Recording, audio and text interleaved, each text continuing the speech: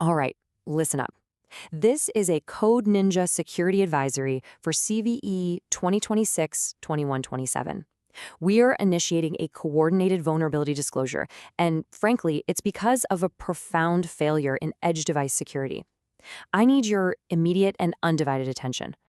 Let's get right to it. We've confirmed that a threat actor we're tracking as UAT-8616 has been exploiting a zero-day vulnerability for, get this, over 3 years. They've had near-unfettered access to the control planes of global critical infrastructure. This isn't theoretical. This is an active, long-running breach. So, what exactly is CVE 2026-20127? It's a critical logic flaw in the Cisco Catalyst SD-WAN Controller.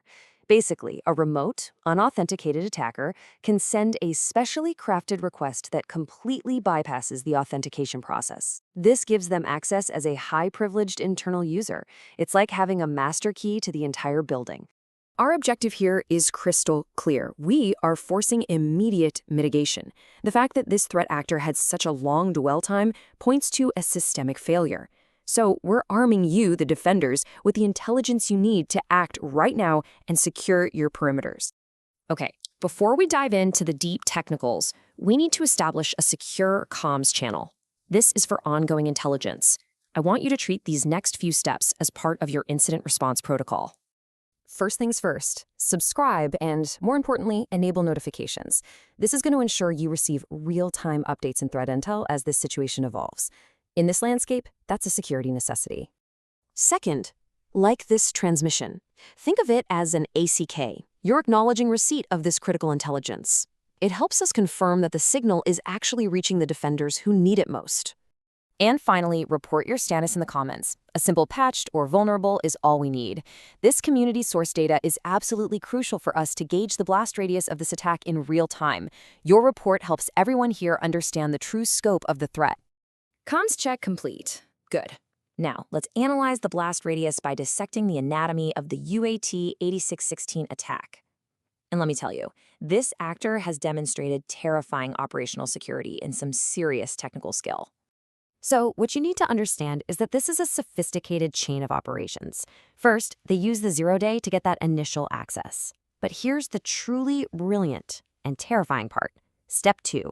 Instead of burning another valuable zero-day, they perform an unauthorized software downgrade. This brings an old, patched vulnerability back from the dead, which they then exploit to get full root access. After that, they upgrade the system right back to its original version and wipe their tracks. I mean, that is next-level operational security. Now, this slide right here, this translates their tactics into forensic evidence. For all you defenders out there, this is your hunt list. You are not looking for a single indicator of compromise. You're looking for this specific pattern. Are you seeing weird NETCONF activity? Any sudden, unexplained system reboots followed by path traversal attempts? And here's a big one. Are your bash history files missing while other logs look perfectly fine? These are the breadcrumbs UAT-8616 leaves behind. And this right here, this illustrates the attacker's endgame. Once they have root, they install what we call rogue peers. These are malicious instances that authenticate right into your SD-WAN fabric. And because these peers are operating inside the trusted control plane, your standard firewalls, your intrusion detection systems at the perimeter, they are completely blind.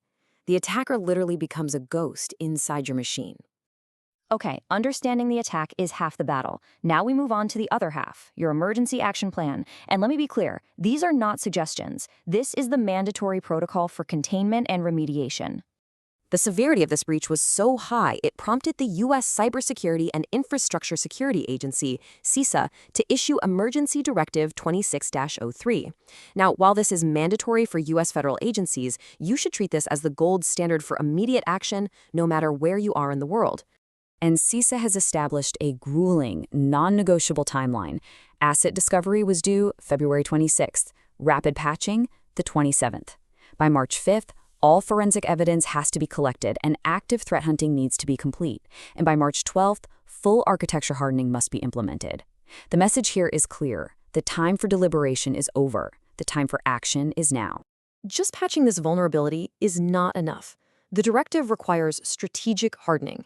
First, isolate your management interfaces. They should never, ever, ever be exposed to the public internet.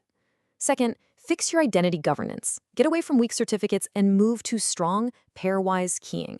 And third, make sure your logs are immutable. Forward them to an external, hardened repository. This directly counters the attacker's tactic of erasing the local logs. This brings us to a crucial philosophy for modern defense. Identity is the new perimeter.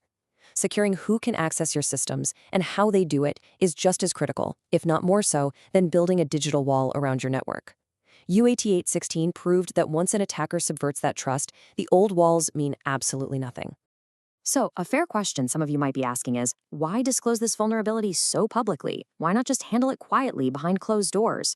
Well, it really comes down to a matter of principle and pragmatism. We're disclosing this because the alternative is simply unacceptable. This multi-year breach represents a profound, systemic failure in our ability to see what's happening on our own network edge devices. Keeping this quiet would only protect the adversary. You, the defenders on the front lines, you need this intelligence to do your jobs and to protect your systems. Coordinated disclosure is the only responsible path forward. That's the briefing. Execute the CISA directive. Hunt for the indicators we've discussed. Harden your architecture. Stay vigilant, stay informed, and stay secure.